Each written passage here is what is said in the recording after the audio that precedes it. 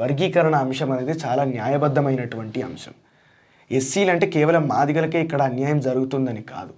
మాదిగలతో పాటు 59 ప్రత్యేక కులాలు ఏవైతే, ఉపకులాలు కాదు, ప్రత్యేక కులాలు ఏవైతే ఉన్నాయో ఒక్కొక్క దానికి ఒక్కొక్క ప్రత్యేకమైనటువంటి అస్తిత్వం ఉన్నది.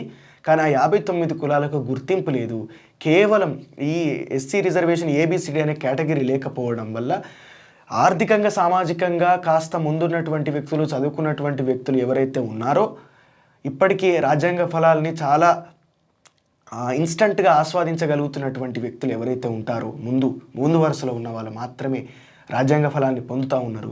చివరి వ్యక్తి వరకు ఆ ఫలాలు అందటం లేదు.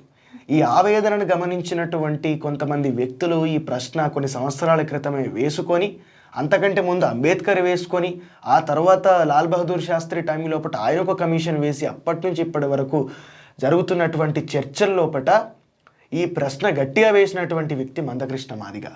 94లో మాదిగ దండోరా ఉద్యమాన్ని ప్రారంభించి ఆ తర్వాత ఎంఆర్పిఎస్గా అది ఆవిర్భవించి అప్పటి నుంచి ఇప్పటి వరకు 30 సంవత్సరాల సుదీర్ఘమైనటువంటి పోరాటాన్ని నడిపినటువంటి వ్యక్తి మందకృష్ణ మాదిగ. మందకృష్ణ మాదిగ నడిపినటువంటి ఈ పోరాటం లోపల అనేక పార్టీలతోటి తనకు లబ్ధి చేకూరడానికి, తన జాతికి ఆ 59 కులాలు ఏవైతే ఉన్నాయో వాటి అన్నిటికి కూడా న్యాయం జరగడానికి స్ట్రాటజికల్ వే లోపల అనేక పార్టీలతోటి ఆయన కలిసిండు. టీడీపీ తోటి, కాంగ్రెస్ తోటి, బీఆర్ఎస్ తోటి, బీజేపీ తోటి, అన్ని పార్టీలతోటి తనకు అనుకూలంగా నిర్ణయం తీసుకోవడానికి తన ప్రయత్నం తాను చేసిండు. ఇది ప్రయత్నం లోపల ఒక భాగం. ఎందుకంటే దీన్ని మనం తప్పు పట్టద్దు. ఈరోజు బీజేపీ తోటి కలిసినాం అనువాది అని చెప్పారంటే ఎట్లా? ఆ రోజు తెలంగాణ ఉద్యమం లోపల మిలియన్ మార్చ్ లోపల ఆర్ఎస్ఎస్ జెండాలు, బీజేపీ జెండాలు, ఏబీవీపీ జెండాలు, మన ఆర్ఎస్యు జెండాలు, సిపిఐ జెండాలు, సిపిఎం జెండాలు ఒక్కచేట కలిసి ఎగరలేదా? దానికి కారణం జయశంకర్ సార్ కాదా? జయశంకర్ సార్ ఏమన్నాడు? తెలంగాణ రావాలంటే ఆర్ఎస్సీ నుంచి ఆర్ఎస్ఎస్ దాకా నేను అందరినీ కలుపుకొని పోతా అని చెప్పి అన్నాడు. మేధావుల సంఘము, మేధావులందరూ కూడా కలిసి తీసుకున్నటువంటి నిర్ణయం. అందులో నాస్తికులు ఉండొచ్చు, అందులో ప్రజాస్వామ్యవాదులు ఉండొచ్చు, అందులో కమ్యూనిస్టులు ఉండొచ్చు, అనేక మంది ఉండొచ్చు. బండారు దత్తాత్రేయని పోయి పాశం యాదగిరి కలవలే. కాబట్టి అదొక స్ట్రాటజికల్ వే, ఇది కూడా ఒక స్ట్రాటజికల్ వే. మిగతా జయశంకర్ సార్ చేస్తే ఒప్పు, ఇక్కడ మందకృష్ణ మాదిగ చేస్తే తప్పు అని చెప్పి ఎట్లా మాట్లాడతాం? అండ్ ఇంకొక విషయం ఏంటంటే ఈ 30 సంవత్సరాల పోరాటం లోపల మరి ఇంత ఎఫెక్టివ్గా మొన్న కదా మాలల సింహగర్జన సభ పెట్టి అక్కడ నాయకత్వంగా మేము ఈరోజు మాలల తరపున నిలబడుతున్నామని చెప్పి తీసుకున్నటువంటి వకాల్తా తీసుకున్నటువంటి నాయకులు ఎవరైతే ఉన్నారో, నేను వివేక్ వెంకటస్వామి గారిని సూటిగా ప్రశ్నిస్తూ ఉన్నాం. ఎప్పుడైనా మాలలు మీకు పెద్ద పెద్ద సంస్థలు ఉన్నాయి, మీడియా సంస్థలు ఉన్నాయి, వ్యాపార సంస్థలు ఉన్నాయి, అందులోపట మాలల భాగస్వామ్యం ఎంత సార్ అని చెప్పి ప్రజలు ప్రశ్నిస్తూ ఉన్నారు. ఎందుకంటే మీరు వకాల్తా తీసుకున్నారు కాబట్టి. అండ్ నెక్స్ట్ ఇంకొక విషయం ఏమిటంటే మనకి ఇప్పుడు ఇంత ఎఫెక్టివ్గా పనిచేస్తున్నారు, 30 సంవత్సరాలు ఏం చేసిరు? అండ్ ఇంకొకటి ఏంటంటే ఇక్కడ మందకృష్ణ మాదిగ మీద ప్రత్యేకమైనటువంటి వ్యక్తిగత దాడి, వ్యక్తిగత దూషణ దిగవలసినటువంటి అవసరం ఏమున్నది?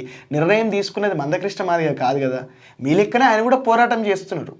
మీరు వద్దని ఎట్లా పోరాటం చేస్తున్నారో కావాలని ఆయన పోరాటం చేస్తున్నాడు గత 30 సంవత్సరాల నుంచి. కానీ వ్యక్తిగత దూషణకి ఎందుకు దిగుతున్నారు మందకృష్ణ మాదిగ మీదకి? మీరు పోరాటం చేయవలసింది. నిర్ణయం తీసుకున్నది న్యాయస్థానము, నిర్ణయం తీసుకున్నది కేంద్ర ప్రభుత్వం, కమిటీ వేసి ఆయన వాళ్ళొక నివేదిక పంపారు కాబట్టి మీరు పోరాటం చేయాల్సింది ప్రభుత్వం మీద, న్యాయ వ్యవస్థ మీద, సుప్రీంకోర్టు మీద. కానీ మందకృష్ణ మాదిగ మీద పోరాటం చేస్తే ఏమొస్తుంది? ఆయన వ్యక్తిగత దూషణ తిడితే ఏమొస్తుంది? నాకు అర్థం కానటువంటి విషయం అది. తిట్టాల్సింది ఎవరిని? అసలు నీకు నచ్చనటువంటి నిర్ణయం తీసుకున్నప్పుడు ఆ నిర్ణయం వెనకాల ఉన్నటువంటి లోటుపాట్లు, వాటి సవరణలు, ఇవన్నీ విషయాలు కూడా మీరు అందరూ ఎవరితోటి చర్చ జరపాలి? ఇక్కడ ఎంఎఫ్ గోపీనాథ్ గారు కావచ్చు, రెంజల్ల రాజేష్ అన్న గారు కావచ్చు, అదేవిధంగా వివేక్ వెంకటస్వామి గారు కావచ్చు, దిగంబర్ కాంబ్లే గారు కావచ్చు, మీరందరూ కూడా వ్యక్తిగతమైనటువంటి దూషణ మందకృష్ణ మాదిగ గారి మీద చేయాల్సినటువంటి అవసరం ఏమున్నది? మీకు అన్యాయం జరుగుతుందని మీరు భావిస్తున్నారు. సో దానికి కారణాలు, దానికి ఉన్నటువంటి ఆ కాంప్లికేషన్స్ ఏవో మీరు వివరించే ప్రయత్నము ప్రభుత్వానికో న్యాయస్థానానికో చేయాలి కదా. నిర్ణయం తీసుకున్నది, నిర్ణయాధికారం మందకృష్ణ మాదిగ చేతిలో లేదు.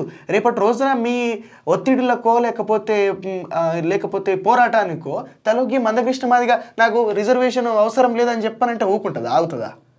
ఆగదు కదా. నిర్ణయం తీసుకునేది మందకృష్ణ కాదని ఇక్కడ స్పష్టమవుతుంది. కాబట్టి ఆయన మీద వ్యక్తిగత దూషణ అనవసరం.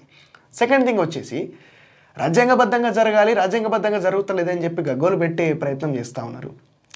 ఈడబ్ల్యూఎస్, ఎకనామికలీ వీకర్ సెక్షన్స్ అనే రిజర్వేషన్ 10% తీసుకొచ్చినప్పుడు దానికి ఉన్నటువంటి ఎలిజిబిలిటీ ఏంటి? ఎలిజిబిలిటీ క్రైటీరియా ఏమున్నది అందులోపట?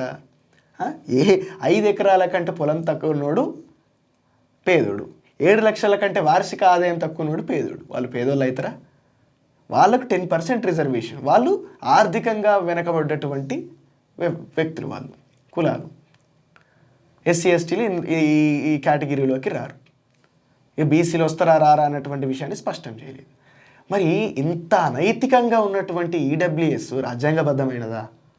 రాజ్యాంగబద్ధంగా నిర్ణయం తీసుకున్నారా? రాత్రికి రాత్రే ఆ నిర్ణయం తీసుకొని దాన్ని అమలుపరుస్తుంటే ఇప్పటి వరకు మీరు మాట్లాడారా దాని గురించి? మరి అప్పుడు ఎందుకు ప్రశ్నించలేదు అంత ఎఫెక్టివ్గా? అది ఇంకా చాలా నష్టం చేకూర్చేటటువంటి విషయం కదా. అప్పుడెందుకు మాట్లాడలేదు మీరు? అప్పుడు హక్కుల గురించి ఎందుకు మాట్లాడలేదు?